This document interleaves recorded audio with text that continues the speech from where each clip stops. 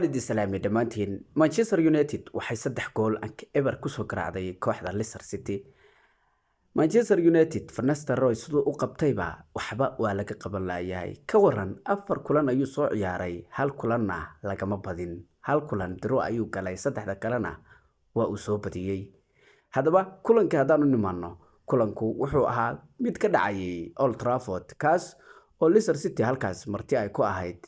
waxa la ciyaarayay horyaalka Premier League kaas oo Manchester United ay meel hoose joogto hase ahaatee hadda waxay timid kaalinta 13aad saddexdan dhibcood markii ay soo qaadatay 15 dhibcood ayay leedahay.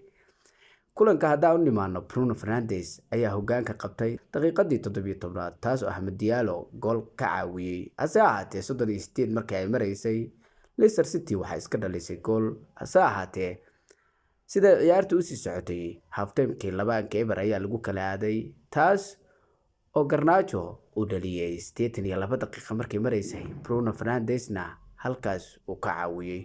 ciyaarta man of the match waxa soo qaatay Bruno Fernandes kaas oo caaway u soo saftay kulankiisii 250aad ee Premier League caaway ayuu gaaray man of the match gool u dhaliyay iyo caawina waa isku daray kaalinta 13aad ayuu keenay Manchester United.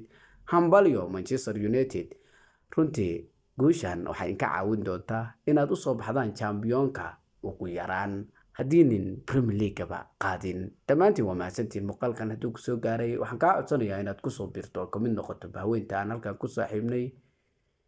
magacaygu waa Billy Sports.